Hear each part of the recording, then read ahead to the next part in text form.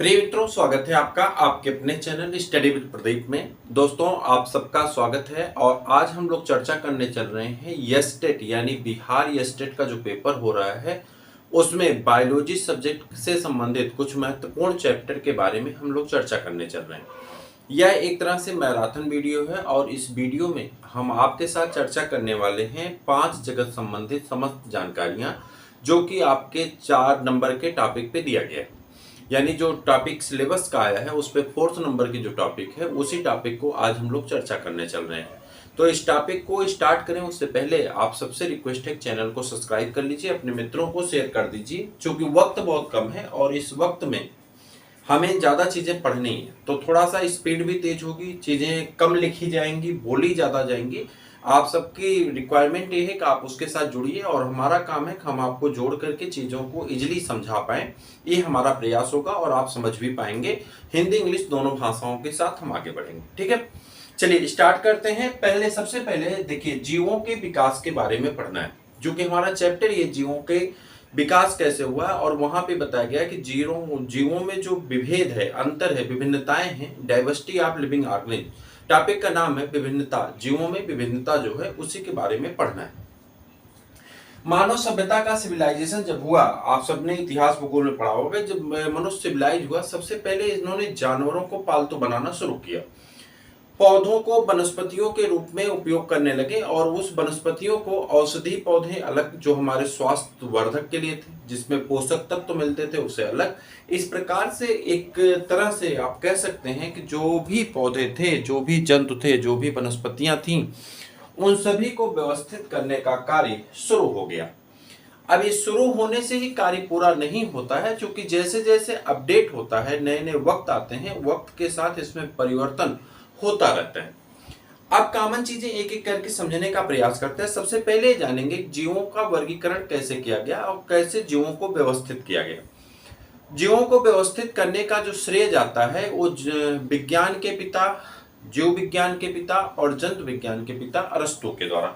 आप सब जानते हैं जो जीव विज्ञान है वह जीव विज्ञान 2 विज्ञान से मिलकर के बना होता है। एक विज्ञान को हम लोग कहते हैं, इसे हम लोग कहते हैं बायोलॉजी, और कहीं कहीं पे ये लिखा मिलता है आपको लाइफ साइंस के अंतर्गत। बायोलॉजी में 2 सब्जेक्ट आते हैं, एक को आप लोग कहते हैं बॉटनी और दूसरे को आप लोग कहते हैं जूलॉजी। ठीक है, जो बॉटनी होता है इसमें हम लोग वनस्पतियों का अध्ययन करते हैं, और वनस्पतियों मतलब पौधों का अध्ययन करते हैं, और इसमें हम लोग किसका अध्ययन करने वाले हैं? जंतुओं का अध्ययन करने वाले। पर्याप्त जानकारी जो हमें शुरुआती दौर में जानकारी मिली, मनुष्य की सभ्यता के साथ साथ जन्म हुआ, तो हम लोग मुख्यतः 2 चीजों को देख पाए, एक वनस्पतियों को जान पाए और दूसरा किसको जान पाए? जंतुओं को। तो उसके 2 कारण थे। एक तो ये आसानी से विजिबल थे, जो हमारी नेकेड आई से दिखाई पड़ जाते थे, और दूसरा मुख्य कारण ये था कि ये हमें बहुत जटिलता नहीं थी, हम इन्हें उपयोगिता और अनुपयोगिता के आधार पर बांट सकते थे। या अर्थात कौन सा प्राणी हमारे लिए उपयोगी है, कौन सा प्राणी हमारे लिए उपयोगी नहीं है। एक साधारण सा इतिहास का प्रश्न है, आपसे हम पूछते हैं कि सबसे पहले मनुष्य ने किस प्राणी को, सबसे पहले की बात करें, मनुष्य ने किस प्राणी को पालतू बनाया था? आपको प्रश्न करके बताना है कौन सा ऐसा एनिमल है जिसे सबसे पहले इंसान ने पालतू बनाया। ठीक है, आप आंसर करिए इस बात का, हम लोग आगे बढ़ते हैं। पहले जब हमसे जंतु विज्ञान की बात की जाती है तो हम कहते हैं जंतु विज्ञान के जो पिता हैं, यानी पिता, कई बार आपका चूंकि एग्जाम एस्टेट का है तो इतना टफ प्रश्न नहीं आएगा, जनरल चीजें आपको ज्यादा जाननी है। तो इनके पिता जो हैं वो पिता होते हैं अरस्तु। इंग्लिश में जो लोग पढ़े होंगे उन्होंने पढ़ा होगा एरिस्टोटल, इनको पढ़े होंगे। ठीक है, एरिस्टोटल। तो ये एरिस्टोटल को अरस्तु पढ़ा जाता है हिंदी में। ठीक, ये जंतु विज्ञान के पिता हैं। इन्हीं को कहीं कहीं विज्ञान का भी पिता लिखा जाता है। और इतना ही नहीं, ये जो हैं हमारे जीव विज्ञान के भी पिता हो जाते हैं। कौन? अरस्तु। दूसरे जो हैं उनका नाम क्या है? इनका नाम है, ये वनस्पति विज्ञान के जो पिता है, थियोफ्रेस्टस कहा जाता है। इन्हें क्या कहते हैं? थियोफ्रेस्टस कहते हैं, जो कि किसके पिता हैं? वनस्पति विज्ञान के पिता के रूप में जाने जाते हैं। 2 महत्वपूर्ण प्रश्न आपके हो चुके हैं।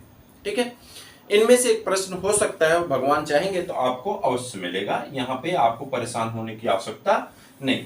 अब हम आगे बढ़ते हैं और एक साधारण सी बात आपको बताते हैं। सबसे पहले मनुष्य ने इन जीवों को अपने उपयोगिता यानी यूज के आधार पे, अनुपयोगिता यानी डिसयूज के, अनुपयोगिता यानी जिसका उपयोग नहीं था उसके आधार पे जीवों को मनुष्य ने क्या किया, बांट लिया।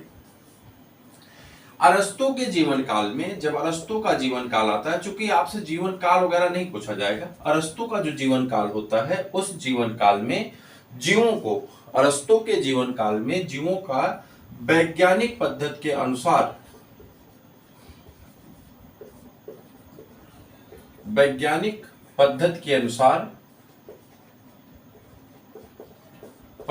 अनुसार वर्गीकरण शुरू हुआ। जीवों का वर्गीकरण वैज्ञानिक पद्धति के अनुसार सबसे पहले किसने शुरू किया? अरस्तु ने पौधों को 3 भागों में बांट दिया। पहला, ये अरस्तु ने पादप को कितने भागों में बांटा था? 3 भागों में। और जंतुओं की अगर बात करें, जंतुओं की अगर बात करते हैं तो जंतुओं को उनके द्वारा बांटा गया था 2 भागों में। ठीक, अगर हम पादप की बात करें तो कितने भागों में बांट दिए गए? 3 भागों में। पहला पादप है जिसे हम लोग शाकीय पौधा कहते हैं, जिसे हम लोग कॉमन भाषा में हर्बेसियस प्लांट कहते हैं। क्या कहते हैं? हर्बेसियस प्लांट कहते हैं। दूसरे को श्रब्स कहते हैं, और श्रब्स को हिंदी में कहते हैं झाड़ियां। क्या कहा जाता है? झाड़ियां कहते हैं। और तीसरा पौधा जो होता था उसे ट्री कहते हैं, यानी पेड़ कहा जाता है हिंदी में। ठीक, क्या मतलब होता है मैं आपको बताता हूं। जंतुओं को 2 भागों में बांटा गया है, एनाइमा और दूसरा है इनाइमा। एनाइमा का अर्थात मतलब होता है एनाइमा में और इनाइमा में कि मतलब क्या है बता रहे। पहले, सबसे पहले शाकीय पौधे, ऐसे पौधे जिनकी लंबाई लगभग 3 फीट तक होती है, और ऐसे पौधों में जड़, तना, पत्ती तो पाए जाते हैं, परंतु जो जड़, तना, पत्ती होते हैं यानी उसमें जड़ में और तने में लकड़ी का विकास नहीं होता। ऐसे पौधे, इसमें लकड़ी का विकास नहीं होता है, लेकिन ये हरे भरे होते हैं। और हरे भरे होने के कारण, हरे भरे होते हैं, नहीं होता है किसका? लकड़ी का विकास नहीं होता है। इसकी लंबाई कितनी होती है? 1 से लेकर के 3 फीट तक के ये ऊंचे हो सकते हैं। ऊंचाई में 3 फीट तक के ऊंचे पौधे हो सकते हैं। हर्बेसियस पौधे में जैसे दूब है, घास है, मोथा है, बथुआ है, पालक है, ठीक है, मेथी है, बरसीम है, ये सभी पौधे किसमें आते हैं? हर्बेसियस प्लांट के अंतर्गत, यानी शाकीय पौधे के अंतर्गत आते हैं। कॉमन भाषा में शाकीय शब्द बदलते बदलते किस रूप में आ गया? साग के रूप में आया, और फिर यहां से साग हो गया। आप सब यूज करते हो कि साग भात, ठीक है। तो साग जो खाया जाता है एक्चुअली में शाकीय पौधे का ही विघटित हुआ रूप होता है, ठीक है। आगे बढ़ते हैं। जो शाकीय पौधे होते हैं अपने गुण के कारण 2 भागों में बट जाते हैं। एक को हम लोग कहते हैं क्रीपर, ठीक, और दूसरे को हम लोग क्या कहते हैं? क्लिम्बर। जो क्रीपर होता है यानी वो रेंग कर चलने वाले, रेंगने वाले पौधे, और रेंगने वाले पौधे आप बहुत से देखे होंगे जिनमें रेंगने की क्षमता पाई जाती है, यानी जमीन पे रेंगते रहते हैं, जैसे कि दूब घास है, ये जमीन पे रेंगती रहती है। वहीं पे क्लिम्बर जो पौधा होता है ये दीवारों के माध्यम से या पेड़ों के माध्यम से या शाखाओं के माध्यम से, धागों के माध्यम से ऊंचाई पे चढ़ जाता है, क्योंकि इसे ऊंचाई पर चढ़ने के लिए इसमें टेंड्रिल पाए जाते हैं। क्या पाए जाते हैं? टेंड्रिल पाए जाते हैं। और ये टेंड्रिल का पाया जाना, यानी इसे हम लोग क्या कहते हैं? जनरल भाषा में इसे लेप्टेनी कहा जाता है। ये टेंड्रिल पाए जाते हैं। अगर आप देखे होंगे तो मटर वगैरह में ऐसे निकला रहता है, कद्दू वगैरह में, खीरा वगैरह में ऐसे निकला रहता है, इसे टेंड्रिल कहते हैं। पत्तियों से निकलता है, कहीं कहीं तनों से निकलता है। ये पौधों को दूसरे पौधों से बांध लेता है और स्प्रिंग जैसा संरचना बना करके उसे जोड़ करके आगे की दिशा में ले जाने में मदद करता है। इस प्रकार से पौधा ऊंचाई की तरफ बढ़ता जाता है और वह रेंगता हुआ यानी ऊंचाई पे चला जाता है। ऐसे पौधे को हम लोग टेंड्रिल पौधे के साथ कहते हैं, क्लिम्बर कहते हैं। एक चीज और जाननी है, यहीं पे ध्यान से सुनिएगा। जो शाकीय पौधे होते हैं, शाकीय पौधों का जो तना होता है और जो इसकी पत्ती होती है, इन दोनों के माध्यम से, तना और पत्ती दोनों में क्या पाए जाते हैं? स्टोमेटा पाए जाते हैं। स्टोमेटा पाए जाते हैं। कुछ लोग इसे स्टोमाटा पढ़ते हैं, स्टोमेटा पढ़ा जाता है, जनरल शब्द में स्टोमेटा पढ़ते हैं। यह स्टोमेटा छोटे छोटे छिद्र होते हैं जो कि कोशिका छिद्र के रूप में आप जान सकते हैं, जिससे गैसों का परिवहन होता है। किसका परिवहन होता है? गैसों का परिवहन होता है। और दूसरी चीज जो आप जानते हैं, इसी से जल का भी वाष्पोत्सर्जन और जल का परिवहन होता है। यानी गैसों और जल का परिवहन किसके माध्यम से होता है? स्टोमेटा के माध्यम से होता है, जो कि पत्ती की ऊपरी सतह पर पाए जाते हैं। ठीक, ये साकी पौधे के जड़ में भी माफ करिएगा, तने में और पत्ती में पाए जाते हैं। ठीक, साकी पौधे ज्यादातर जो होते हैं इनमें रेशेदार जड़ पाई जाती है, और वो बाद में हम चर्चा करेंगे, बताएंगे। झाड़ियां ये मुख्यतः 3 फीट से लेकर के 5 फीट, कहीं कहीं पे 6 फीट भी लिखा मिलता है। 3 से 5 फीट ऊंचाई तक के पौधे को हम लोग झाड़ियां कहते हैं। इनमें लकड़ी का विकास होने लगता है, लेकिन लकड़ी इतनी अच्छी नहीं होती कि जो कि हमारे लिए कॉमर्शियली उपयोग में आ सके, यानी हम वाणिज्यिक रूप से इसका उपयोग नहीं कर सकते। ऐसी लकड़ी का विकास होता है जिसमें द्वितीयक वृद्धि तो होती है, लेकिन वह द्वितीयक वृद्धि इतनी अच्छी नहीं होती कि वह लकड़ी हमें कॉमर्शियल उपयोग में आ जाए। इसके अंतर्गत आने वाले पौधे में आप देखेंगे जिसमें गुड़हल है, आपका कनेर है, आपका गुलाब है, आपका जो है अरहर है। इसके अंतर्गत आने वाले पौधे में आपका जो है तुलसी है। ये सभी पौधे झाड़ियों के अंतर्गत पढ़े जाते हैं। बैगन का पौधा है, टमाटर नहीं आता, बैगन का पौधा, ये सभी झाड़ियों के अंतर्गत रखे जाते हैं। ये इसलिए झाड़ी है क्योंकि इसमें लकड़ी बनने लगी है, और इनकी लकड़ियां इनमें भी स्टोमेटा पाया जाता है तने और पत्ती में, जो कि गैसों और जल का परिवहन करने के लिए सक्षम होते हैं।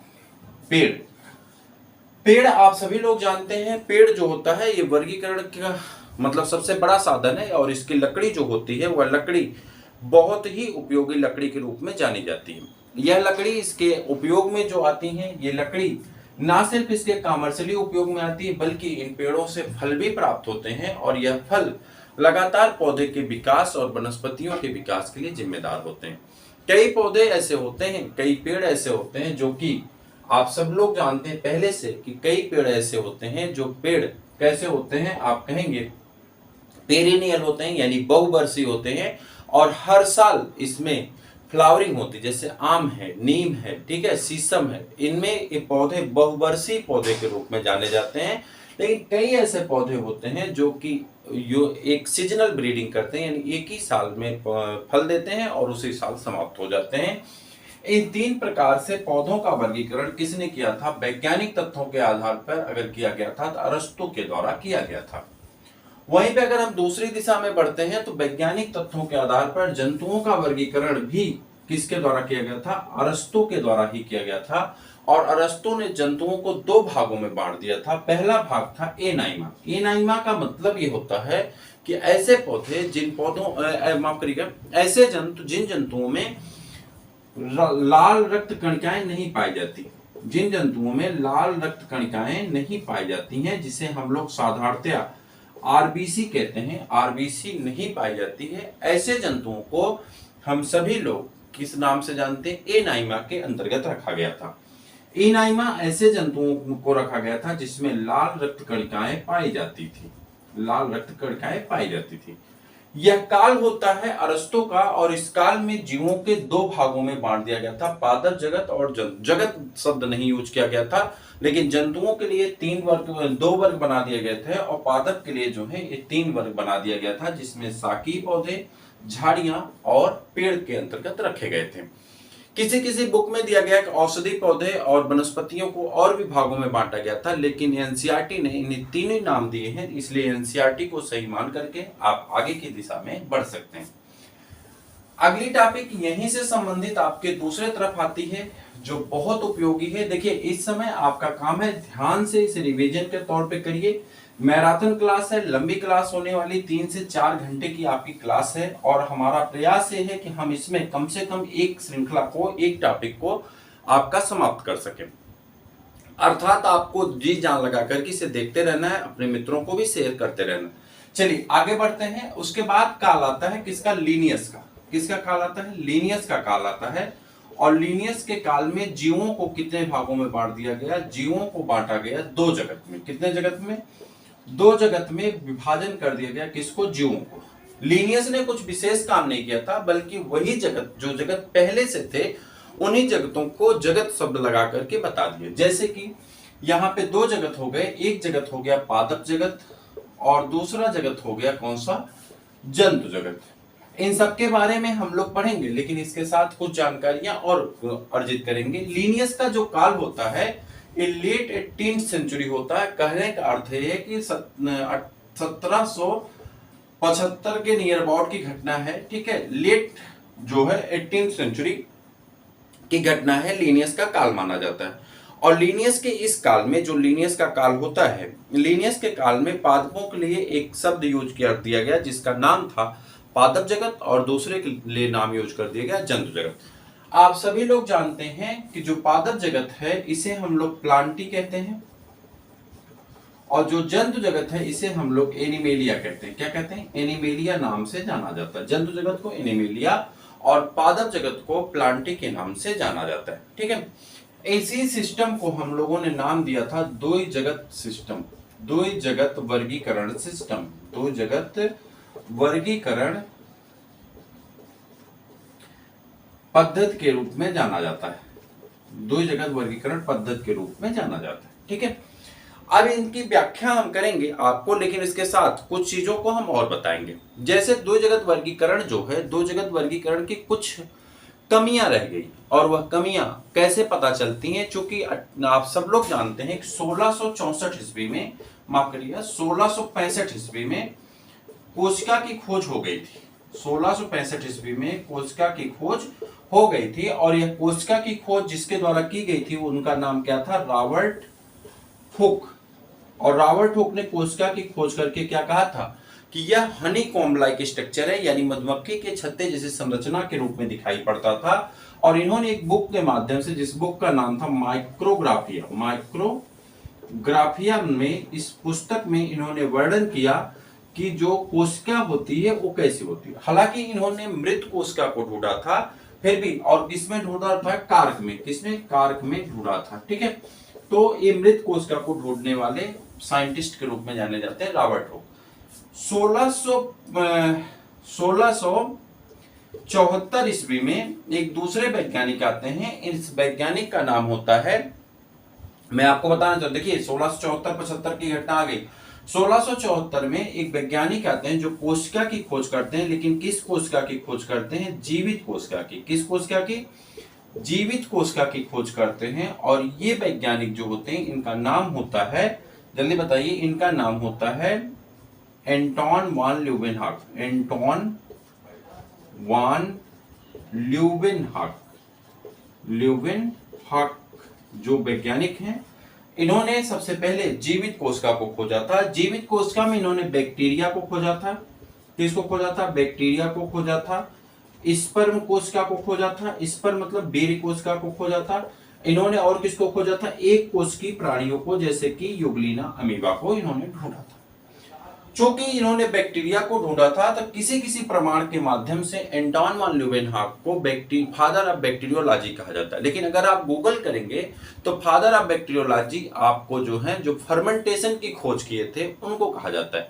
और आप सब बता सकते हैं कि लुई पास्चर जो हैं, इन्होंने फर्मेंटेशन के बारे में बताया था। फर्मेंटेशन को हिंदी में किण्वन कहते हैं। इसमें क्या होता है? अनाक्षिक श्वसन होता है। अनाक्षिक श्वसन में ऑक्सीजन की आवश्यकता नहीं पड़ती, और जब ऑक्सीजन के बिना रिएक्शन होता है तो जो रिएक्टेंट है वह प्रोडक्ट में कैसे कन्वर्ट होता है? वह कन्वर्ट हो जाता है एसिडिक रूप से, और उसे हम लोग क्या कहते हैं? अनाक्षिक श्वसन कहते हैं। और इसी अनाक्षिक श्वसन को विज्ञान की भाषा में क्या कहा जाता है?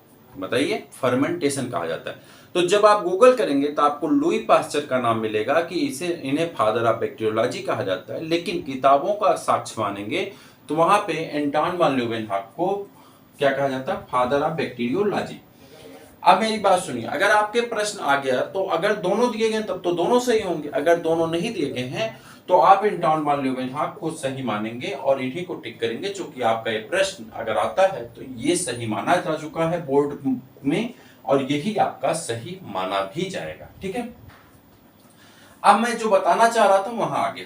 उसके बाद एक घटना और मैं आपको बताना चाहता हूं कि 1831 ईस्वी में, ध्यान से सुनिएगा, 1831 ईस्वी में एक वैज्ञानिक हैं जिनका नाम है रॉबर्ट ब्राउन। रॉबर्ट ब्राउन जो हैं, इन्होंने केंद्रक की खोज कर दी। अब मैं यही आपसे बताना चाह रहा था, रॉबर्ट ब्राउन ने किसकी खोज कर दी? केंद्रक की। अब मामला बिगड़ गया। जो इनके द्वारा बताया गया दो जगत पद्धति थी, ये तो बड़े आसानी से चल रही थी, लोग इस पे विश्वास कर लिए थे, मान लिए थे, क्योंकि ऑलरेडी अरस्तु के द्वारा ये बात कही गई थी। और जब इन्होंने कहा तो लोगों ने इस बात पे बिलीव किया, विश्वास किया और इसे मान लिया। मामला बिगड़ गया जब न्यूक्लियस की खोज हो गई। क्योंकि न्यूक्लियस की खोज होने के बाद, यानी केंद्रक की खोज होने के बाद, मामला यहाँ पे आ गया कि जब हम केंद्रक का खोज कर चुके हैं तो अब हमें क्या करना है, हमें कोशिका दो भागों में बांट देनी है। जिसमें केंद्रक पाया जाएगा, जिसमें केंद्रक पाया जाएगा उसे हम लोग क्या कहेंगे, यूकैरियोटिक कोशिका कहेंगे। और जिसमें केंद्रक नहीं पाया जाएगा उसे हम लोग क्या कहेंगे, प्रोकैरियोटिक कोशिका। और आप सभी लोग जानते हैं प्रोकैरियोटिक कोशिका किसमें पाया जाता है, बैक्टीरिया में। तो दो जगत पद्धति का पहला अपवाद हुआ कि यह अपवाद जो प्रोकैरियोट में और यूकैरियोट में अंतर नहीं बता पाता है। पहला अपवाद जो इसके साथ जुड़ा कि ये दो जगत पद्धति जो है लिनियस के द्वारा जो दिया गया था, वह लिनियस के काल में जो दिया गया, ये जो है प्रोकैरियोटिक कोशिका और यूकैरियोटिक कोशिका के बीच में अंतर बताने में सक्षम नहीं है। अर्थात अब हम दूसरी पॉइंट देखेंगे।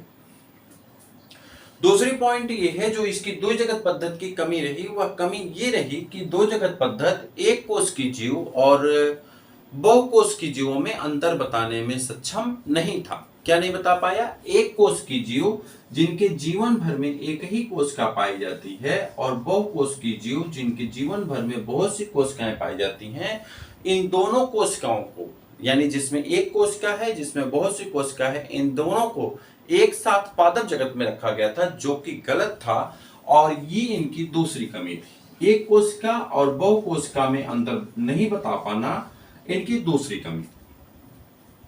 तीसरी और बड़ी कमी ये थी कि पादप जगत के साथ, यानी किंगडम प्लांटी में किसको रखा गया था, कवक को। किसको रख दिए थे, कवक को। कवक एक ऐसा पौधा है जो परपोषी होता है, अर्थात यह अपना भोजन नहीं बना पाता। इसका व्यवहार कैसा होता है, जैसे कि जंतु व्यवहार करते हैं। तो ये देखने में कोशिका के आधार पे तो पादप जैसा है, लेकिन जब इसके कोशिका के कार्य के आधार पे से बांटा जाता है, इसके कर्म के आधार पे बांटा जाता है, तो यह जो है कहाँ चला जाता है, जंतु में चला जाता है। अर्थात ना तो ये कवक है, ना तो ये पादप है और ना ही जंतु है। तो तीसरी समस्या कवक को लेकर के था, यानी स्वपोषी और परपोषी में अंतर दो जगत सिस्टम नहीं बता पाया था। अब ये तीन कमियां मेजर कमी के तौर पे खुल करके सामने आती हैं। तीन कमियां कौन कौन सी हैं? पहली कमी जो है आपके सामने लिखी गई है, उस कमी का नाम है प्रोकैरियोट और यूकैरियोट में अंतर ना कर पाना। दूसरी कमी है जिसमें एक कोश की तथा बहु कोश की जीवों में अंतर ना ही कर पाना। और तीसरी कमी है जिसमें स्वपोषी और परपोषी में अंतर नहीं कर पाना। ये तीन महत्वपूर्ण कमियां देखी जाती हैं किसकी, द्विजगत पद्धति की। चलें आगे बढ़े। हम आपको उस जगह पहुंचाना चाह रहे हैं जो टॉपिक का सारांश है, अर्थात जहां से टॉपिक स्टार्ट हो रही है। टॉपिक के शुरुआती दौर में हम लोगों को समय लगता है, लेकिन हमने कोशिश की है जहां से प्रश्न आपके कवर हो सकें, उन चीजों को हम बार बार आपको कवर करने की कोशिश कर रहे हैं, आपको वहां पहुंचाने की कोशिश कर रहे हैं जहां से आपके प्रश्न आपके एग्जाम में देखने को मिल सकते हैं। वहीं पे हम आपको बार बार घुमा के लाने की कोशिश कर रहे हैं। अब हम उस टॉपिक पे आ रहे हैं जो टॉपिक आपके सिलेबस में रखी गई है, जिस टॉपिक का नाम होता है पांच जगत पद्धति। ध्यान से सुनिएगा, इस टॉपिक का नाम है पांच जगत पद्धति। आपके सिलेबस में रखा गया है, माध्यमिक में भी और उच्च माध्यमिक में, जंतु विज्ञान में भी और वनस्पति विज्ञान में, दोनों में यह टॉपिक कॉमन है। उच्च माध्यमिक में तथा माध्यमिक में भी यह टॉपिक कॉमन है। स्टडी विद प्रदीप की एक पेशकश आप सभी लोगों के लिए महत्वपूर्ण है और निःशुल्क है, जो कि हम लोग शुरू करने चल रहे हैं 15 सितंबर से। आपको हम बता दें कि हमारी तरफ से उत्तर प्रदेश लोक सेवा आयोग का एक बैच स्टार्ट किया जा रहा है। और यह बैच कैसा बैच है तो आप जानेंगे, फाउंडेशन बैच है। इस फाउंडेशन बैच में वह सभी बच्चे जो अपने जीवन में पीसीएस जैसी नौकरी करने का ख्वाब देख रहे हैं, उन्हें उनके तराशने का काम किया जाएगा, उन्हें पढ़ा करके उस दिशा में आगे बढ़ाने का काम किया जाएगा। और यह बैच सभी के लिए निःशुल्क होगा। 15 सितंबर से यह बैच शुरू हो रहा है आपका। हालांकि इसके छोटे छोटे पार्ट्स, इसका महत्व, इसके सिलेबस, ये सब चीजें आपको पहले से मिल जाएंगी। और ये चलेगा आपका 18 महीने का यह निःशुल्क बैच आप सभी लोगों के बीच में है। शिक्षक दिवस के ऑफर के तौर पे यह बैच आप सभी लोगों को दिया जा रहा है। अगर आप इच्छुक हैं तो जरूर जुड़िएगा। इसे जुड़ने के लिए आपको लिख करके 800 410 9989 पे आपको व्हाट्सएप करना है। और व्हाट्सएप क्या करना है, यहाँ पे लिखना है यूपीपीएससी फाउंडेशन लिख करके आपको मैसेज कर देना, जिससे ग्रुप में होने वाली कोई भी हलचल आपको पता चल जाए, तो आपको यहाँ से जोड़ लिया जाएगा। ठीक है, चलिए आगे बढ़ते हैं। और हमारी टॉपिक है, ये अपने मित्रों तक आप अवश्य पहुंचाइए, अपने दोस्तों को बताइए जो आपके लिए लाभदायक। टॉपिक का नाम है 5 जगत सिस्टम या 5 जगत पद्धति। 5 जगत पद्धति का जो प्रतिपादन होता है ये होता है 1969 ईस्वी में। और इसको देते हैं आर्य छुटेकर। किसके द्वारा दिया जाता है? आर्य छुटेकर के द्वारा इसे दिया जाता है। आर्य छुटेकर के द्वारा इसको दिया जाता है, जिसका नाम होता है 5 जगत सिस्टम, यानी 5 जगत सिस्टम। किसके द्वारा दिया गया था? आर्य छुटेकर के द्वारा ये दिया जाता है। इसमें जो लीनियस के काल में कमियां रह गई थी, उन कमियों को सुधारने का काम किया जाता है और उस कमियों को सुधार करके एक नई श्रृंखला के रूप में इसे आप सब तक पहुंचाया जाता है। आर्य छुटेकर के द्वारा दिए गए 5 जगत पद्धति में 5 जगत का हम नाम लिख रहे हैं। पहला जगत जो आपका होता है उसे कहते हैं जगत मोनेरा। क्या कहते हैं? जगत मोनेरा कहते हैं। और जगत मोनेरा के अंतर्गत आने वाले सभी प्राणी कैसे होते हैं? ये प्रोकैरियोटिक होते हैं। कैसे होते हैं? प्रोकैरियोटिक होते हैं, यानी अर्थात असीम केंद्र की होते हैं, इसमें केंद्रक नहीं पाया जाता। दूसरा जगत जो इनका झगड़ा था इनका मेंडल कह रहे हैं, माफ करिएगा, जो झगड़ा था लीनियस के काल में कि ये 3 चीजों का वर्णन नहीं कर पा रहे थे, वही वर्णन अब इनके काल में आता है। तो अगला आता है जगत जिसका नाम होता है जगत प्रोटिस्टा।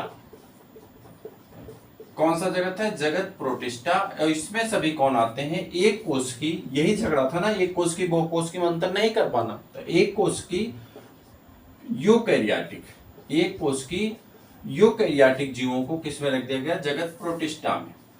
तीसरा विवाद यह था कि स्वपोषी और परपोषी में अंतर नहीं बता पाता था, जो 2 जगत पद्धति था। तो यहाँ पे स्वपोषी और परपोषी में अंतर बताने के लिए हम लोग लाते हैं किसको? जगत नंबर 3। और जगत तीसरा हो जाता है हमारा, ये दूसरा है, ये पहला है। जगत तीसरा हो जाता है जिसका नाम होता है कवक जगत या फंजाई। इसी को क्या कहते हैं? फंजाई। और इसमें सभी कवक आ जाते हैं, चाहे वह एक कोष की हो। एक कोष की कवक का नाम बताइए। एक कोष की जो कवक है उसका नाम बताइए। तो आपसे पूछा जा सकता है एक कोष की जो कवक है उसका नाम क्या है? ईस्ट है। और ईस्ट को हिंदी में क्या कहते हैं? खमीर कहते हैं। ईस्ट को हिंदी में क्या कहते हैं? खमीर कहते हैं। इसका साइंटिफिक नाम क्या होता है? सैक्रोमाइसिस सेरिवेसिस। जाने दो, सैक्रोमाइसिस सेरिवेसिस।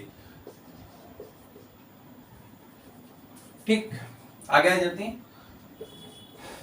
अगला जगत है जगत 4, जिसे हम लोग क्या कहते हैं? पादप जगत कहते हैं, यानी प्लांटी कहते हैं, किंगडम प्लांटी। तो आपका नाम हो जाएगा पादप जगत।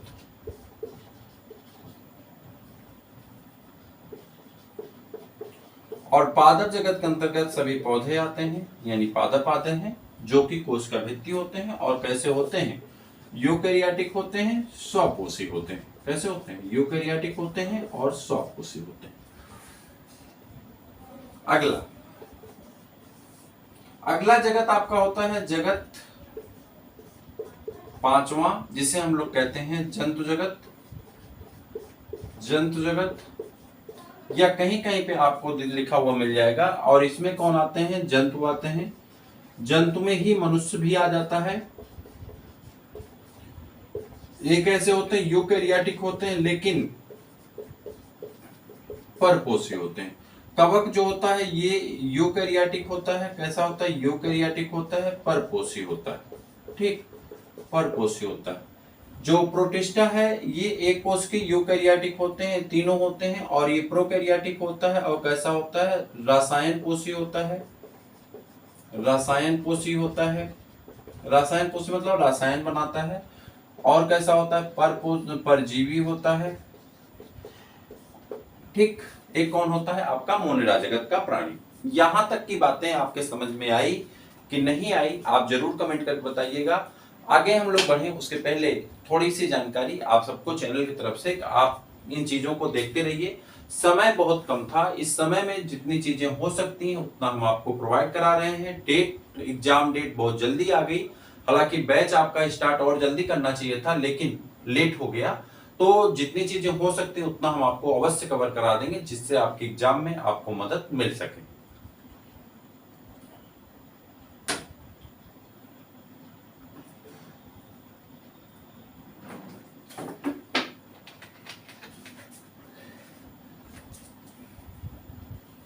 चलिए आगे बढ़ते हैं।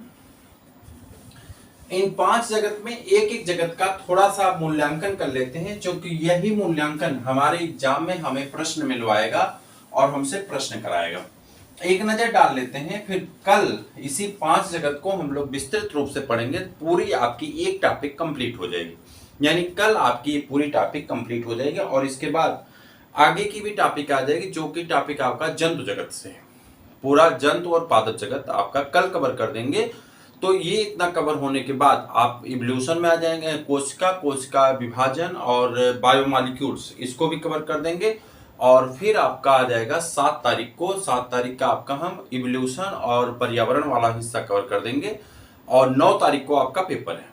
तो 9 तारीख से पहले ये सारी चीजें आपके सामने क्लियर हो जाएंगी।